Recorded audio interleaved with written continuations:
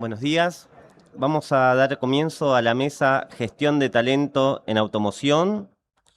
Perdón, vamos a dar comienzo a la mesa Regulación Europea en el ámbito de la automoción. Modera Chimo Ortega. Hola, buenos días. Estoy aquí con Natalia Turón Aznar, que es la responsable Buenos global de días. Estrategia Corporativa y Sostenibilidad de SEAT. Hola, Natalia, ¿cómo Hola, estás? Chimo. Buenos días. Muy bien. ¿Tú? Pues la verdad es que bien. Para hablar de un tema que me apasiona.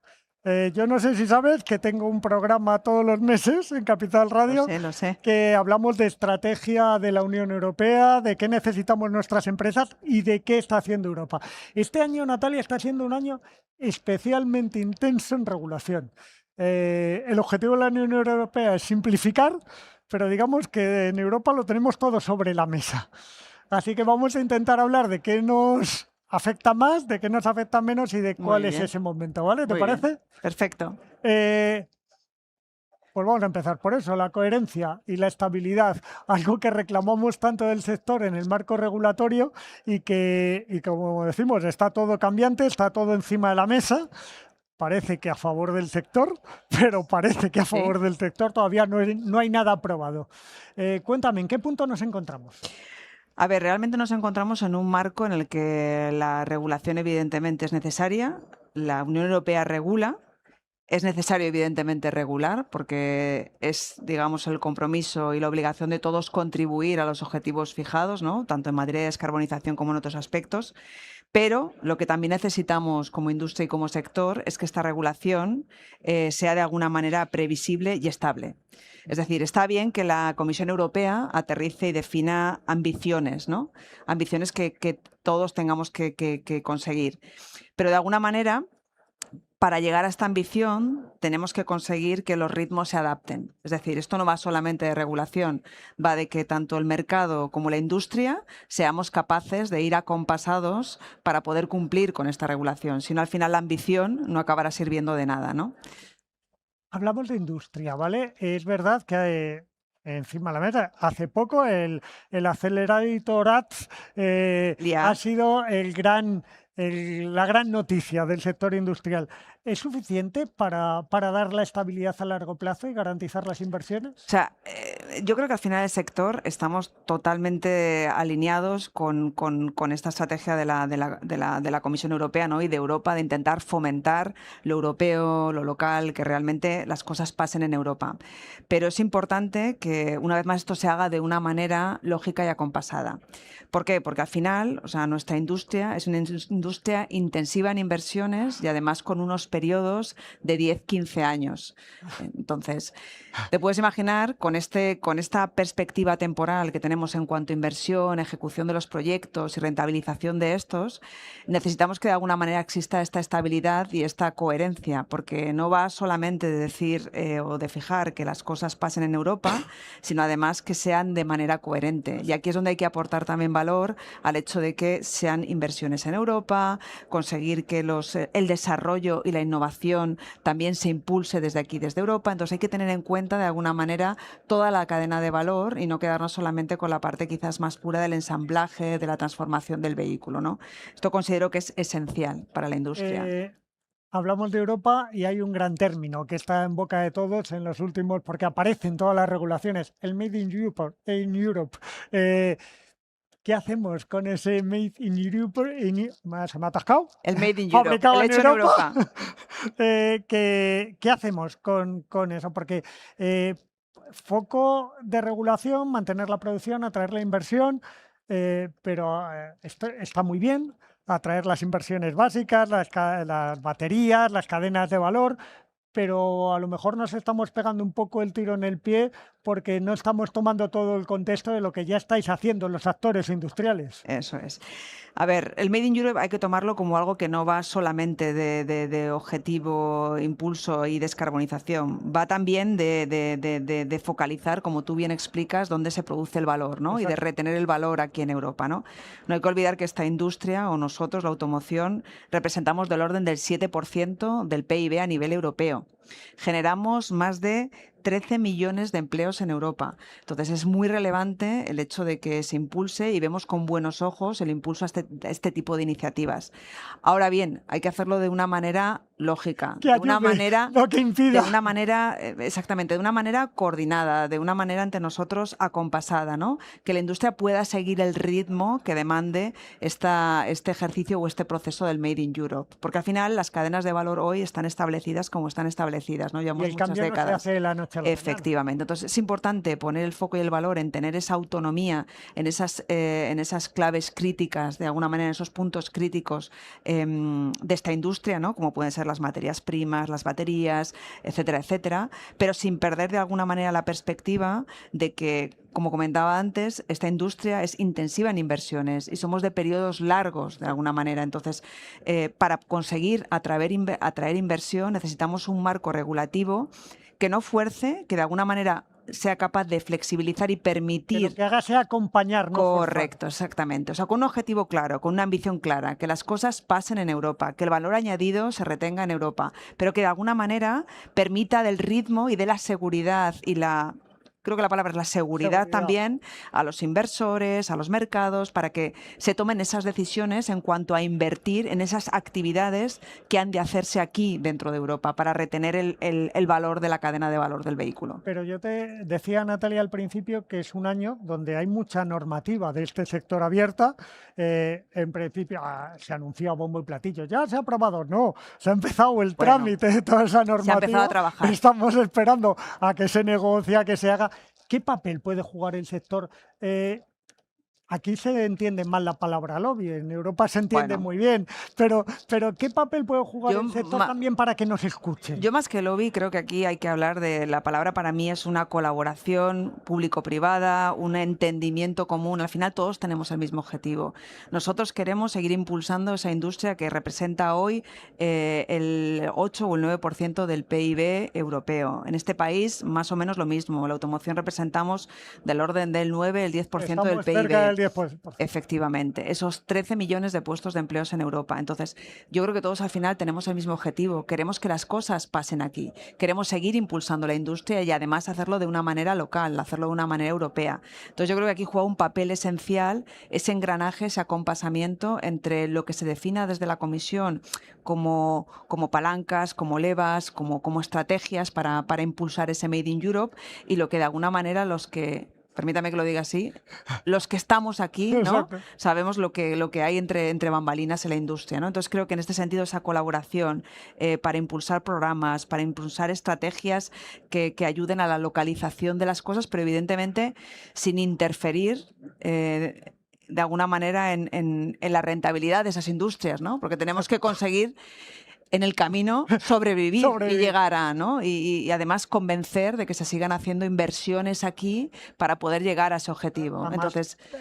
vosotros trabajáis en un doble ámbito, el industrial, el convencer que las inversiones lleguen aquí, el poder seguir trabajando, el hacer esa renovación industrial, pero también convencer a los clientes. Claro. Porque si lo que estáis haciendo va desacompasado con el ritmo del mercado, tampoco es bueno. Esa sintonía entre la parte industrial y la parte comercial es esencial, porque solamente si conseguimos que los dos mundos se alineen, encajen. Exactamente, solamente en ese caso es en el cual de alguna manera tienes palanca para convencer de cara a la inversión, de cara a continuar haciendo inversiones industriales en el país, etcétera, etcétera. Y en este país lo que nos estamos encontrando es que, aunque es verdad que estamos avanzando y vamos por el buen camino, la realidad es que no estamos en la media europea, estamos muy por debajo. Tenemos mucho lo que avanzar en un país que además somos, y esto me gusta siempre repetirlo, somos el segundo productor europeo de automoción. Somos el 9º productor de automoción en el mundo. Entonces, creo que esto es importante remarcarlo. Y el si primer queremos europeo de componentes, que es una y el parte primer importante de la europeo, industria. teniendo en cuenta toda la cadena de valor y no solamente el ensamblaje del vehículo, sino teniendo en cuenta la parte componentística, ¿no? De la industria de componentes. Entonces, esa posición de liderazgo solamente es de alguna manera sólida y sostenible si además conseguimos acompañarla de una respuesta del mercado. Claro. Entonces, es necesario también ese impulso y conseguir que el mercado, el cliente, gane esa confianza, tenga esa percepción del vehículo y, en concreto, del vehículo eléctrico. Exacto. Y me lo has puesto ahí, me has dado el capote tú, porque vamos a hablar de electrificación, de cómo es el ritmo real de esa transición, porque claro, objetivos está muy bien tener, objetivos que se revisan está muy bien tener, pero volvemos al marco claro de actuación. Es decir, no necesitamos que se revisen objetivos continuamente, sino que se nos pongan unas reglas de juego que podamos cumplir. Efectivamente. ¿A qué ritmo real está la electrificación y A qué tiene ver, que hacer Europa en ese papel? realmente lo que necesitamos, la realidad es que hay a día de hoy un desacople entre el ritmo industrial que tenemos que cumplir para conseguir, digamos, esos objetivos de descarbonización y la adopción real Vamos, que el vas mercado mucho está más haciendo. deprisa en el Es ritmo así, industrial, sin duda. sí que es verdad que la adopción va creciendo, pero no al ritmo a la que debería de hacerlo para poder conseguir que los dos mundos, industria y mercado, se alineen, ¿no? Entonces, ¿qué está pasando? Realmente, por parte del mercado hay una falta de claridad y, digamos, una necesidad de simplicidad, de que entiendan de alguna manera, ¿no?, lo que se les comunica, ¿no? Y simplicidad en la decisión. Es decir, al final el cliente lo que busca es una seguridad, ¿no?, cuando opta por un vehículo eléctrico. Exacto. Entonces, necesitamos darle esa seguridad. ¿Qué busca? El cliente busca, lo primero, un precio de entrada accesible, ¿no?, que en el fondo es lo que Sí, estamos... porque luego le contamos lo de que el coste operativo del vehículo le va a salir, pero lo que Bueno, busca es un entonces, precio accesible buscamos desde el un primer precio momento. accesible combinado ¿no?, con una explicativa de que el coste Con una total buena de propiedad del narrativa para que lo vehículo, entienda. además, le va a ser más óptimo que en el caso quizás de un combustión, ¿no? Y esto ya es una ventaja. Pero por otro lado, también tenemos que tenemos que rebasar otras barreras, como puede ser, por ejemplo, la incertidumbre ante dónde voy a poder cargar, voy a encontrar cargadores, lo voy a poder cargar de una manera eficiente, porque claro, voy a una gasolinera, soy capaz de repostar mi vehículo en 2, 3, 4, 5 minutos, pero mañana voy a poder hacerlo de manera tan eficiente como en el vehículo eléctrico. Hoy ya lo Entonces, puedes hacer. hoy Pero lo no puedes lo sabe hacer, la gente. pero no lo sabemos. Entonces, eso es en lo que hay que trabajar. Esa es la narrativa en la que tenemos que trabajar con dotarle de alguna manera de esta seguridad en todos los aspectos. Primero, rompiendo la barrera de entrada con el precio y la accesibilidad y continuando con una buena distribución de red de carga que le permita, digamos, ganar en confianza y dar el salto para optar por el vehículo eléctrico. ¿Y cómo la normativa europea puede ayudar a esto? Porque a mí se me ocurren muchas cosas que yo reclamo continuamente, es decir, más visibilidad en los puntos de recarga, más... Ya tenemos esa infraestructura. Cuando Bueno, crezca la demanda habrá que crecer la oferta, lógicamente infraestructura, pero tenemos suficiente, pero no es visible. Tenemos los factores de siempre, pero ¿y Europa qué tiene que hacer? Porque a lo mejor con una regulación más clara sobre qué habría que hacer también en infraestructuras para que todo se visibilizara más, igual nos iba mejor. puede ser, pero creo que aquí también tienen un rol esencial también los países. Creo que a día de hoy dentro de Europa hay también bastante diferencia en Bueno, cómo se está asumiendo este hay tema. muchas velocidades. Diferentes. Hay muchas velocidades, muchas realidades y también desde las diferentes administraciones de los gobiernos europeos se está gestionando de manera diferente. Totalmente. Está claro que de alguna manera, un ente central, una voluntad de alguna manera que desde manera centralizada, desde la administración de los países, se gestione el que haya una buena distribución de los puntos de carga. Y no solamente en cantidad, también en la ubicación de estos. Claro. Porque el otro día me encontraba con el dato de que creo que el 60% de los puntos de carga en este país, por lo menos de carga rápida, están ubicados en 4 provincias. Entonces, claro, este dato creo que es bastante Demoledor. Creo que es bastante demoledor. Entonces, realmente lo que hay que trabajar es en conseguir que esa distribución sea más homogénea, que sea accesible, que sea visible, que sea clara y que de alguna manera sea entendible por parte del cliente y por parte del mercado y los usuarios. Y creo que eso ya sería un paso adelante. Hay mercados que lo están haciendo muy bien. Portugal, por ejemplo, hizo una gran ofensiva en este sentido y es un muy buen ejemplo. Es nuestro país vecino, ¿no? Están como nosotros, ¿no? Somos Europa. el polo ibérico, pero en este caso no nos parecemos. Pues aquí es donde tenemos que hacer ese engranaje, ese encaje más entre la parte privada y la parte pública y de alguna manera trabajar precisamente en que esa red funcione, sea accesible, entendible y de fácil acceso para el mercado. Natalia, ahora que estamos hablando de infraestructura y del sistema energético, queremos ser un país con independencia energética, queremos ser un país verde. ¿Qué tenemos que hacer? Porque cuando en Europa se habla de transporte, no solo se habla de turismo, que es lo que estamos hablando ahora nosotros, se habla del transporte en general, sobre todo el transporte de mercancías. En España, el 95%, como tenemos baja intermodalidad, el 95% del transporte que hacemos para alimentar vuestra fábrica, pero también para alimentar los supermercados o para exportar los productos españoles, se hace por carretera. ¿Qué medidas deberíamos tomar para descarbonizar ese transporte, como dice la Unión Europea? Bueno, yo creo que aquí, y más en concreto en España, tenemos de alguna manera una ventaja, aunque a veces no seamos capaces de verlo o se nos vaya un poco de la cabeza, y es que el Porque no potencial miramos que el tenemos, contexto, solo nos miramos a nosotros. el potencial que tenemos de generación de energías renovables es muy superior al de otros países. Entonces, el potencial que tenemos de poder llegar a generar electricidad renovable, electricidad verde, que llegue de alguna manera a suministrar estos vehículos es muy alta también. Entonces, esto es un elemento importante. Y no solamente eso, hay otros sectores también, ¿no? Ya no hablando solamente del vehículo eléctrico, ¿no? Sino hablando digamos, de descarbonizar y de la huella de carbono global y de la neutralidad, ¿no? Quizás este país también podríamos plantearnos un impulso hacia los biocombustibles, el biometano, quizás trabajar también en este sentido para dotarnos de otro tipo de herramientas que de alguna manera también nos puedan ayudar en ese proceso de la descarbonización. Pero volviendo un poquito al tema de las energías renovables y al tema de la electricidad, es una realidad que como país tenemos una ventaja. Tenemos que impulsarlo. O sea, tenemos una baza en nuestras manos, tanto para la industria como para la propia logística, para los transportes. La electricidad en este país, si fuésemos capaces de impulsarla y de alguna manera promover la generación de energías renovables, más de lo que ya lo hacemos, y gestionarla un poco mejor. Gestionarla mejor, efectivamente, gestionarla con sistemas de almacenamiento de energía, con políticas de alguna manera o con regulación interna que nos ayude a facilitar esa gestión de la energía renovable. Esto nos podría ayudar muchísimo de cara a posicionarnos competitivamente. Sería otra vez otra oportunidad país. Por supuesto. Ya que lo has mencionado tú, vamos a hablar un poquito de neutralidad tecnológica. Esto es un término que a mí me encanta, porque cuando hablamos de turismo, además yo siempre pongo un ejemplo. Vamos a ser maravillosos, este mes no vamos mal en ventas, lo miramos esta mañana, parece que vamos a llegar a los 120.000 coches, eso es una buena noticia para SEAT, pero en general tenemos un parque de más de 30 millones de vehículos, muy envejecido, el 54% de los coches tienen más de 15 años ya, lo cual es un problema, pero no lo vamos a cambiar de la noche a la mañana. Es verdad que nos hacen falta planes de renovación del parque, que hay algunos sobre la mesa también, pero no se ejecuta. No solo planes MOVES de electrificación de vehículos o de favorecer la electrificación, sino también hay planes de renovación que lleva el Ministerio de Transporte, pero no se ha ejecutado todavía, no está dotado económicamente, que es el gran problema.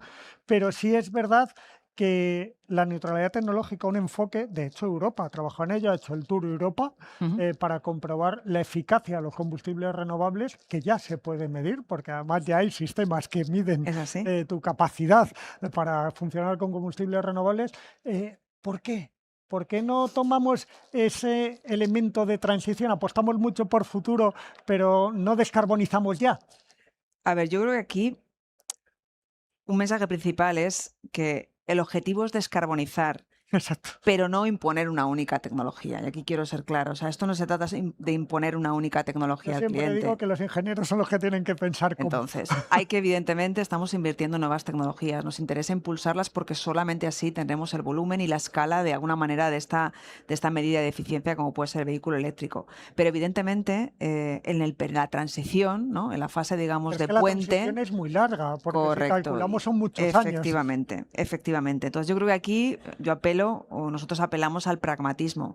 Hay muy diferentes realidades. Es muy obvio que esto no es binario, esto no es 0-1, como tú dices. El transporte es muy grande. Hablamos de transporte marítimo, aviación, hablamos de transporte intermodal. Entonces, yo creo que al final es importante remarcar ese concepto de la neutralidad tecnológica. Entonces, hay que ir buscando para cada sector y para cada necesidad y para cada aplicación en concreto, cuál ha de ser, en ese caso en concreto, la mejor solución. Nosotros mismos, por ejemplo, evidentemente nuestra ambición es la electrificación, porque para el vehículo de transporte de personas es el camino. Y lo tenemos claro y creo que todos lo hemos identificado y es ahí hacia donde tenemos que ir y que trabajar en impulsarlo. Es donde estáis haciendo las inversiones. Y es donde estamos haciendo inversiones, pero no solo ahí, porque también estamos ampliando ampliando nuestra oferta de vehículos híbridos, de vehículos híbridos enchufables, vehículos mild-HEV y otro tipo de tecnologías, incluso también el uso de los biocombustibles, que lo que te permiten es de alguna manera poder de alguna manera transicionar hasta esa fase de emisiones cero, digamos, por la Descarbonizar propia... desde hoy hasta que llegues a las emisiones. Correcto. Entonces yo creo que lo inteligente y lo necesario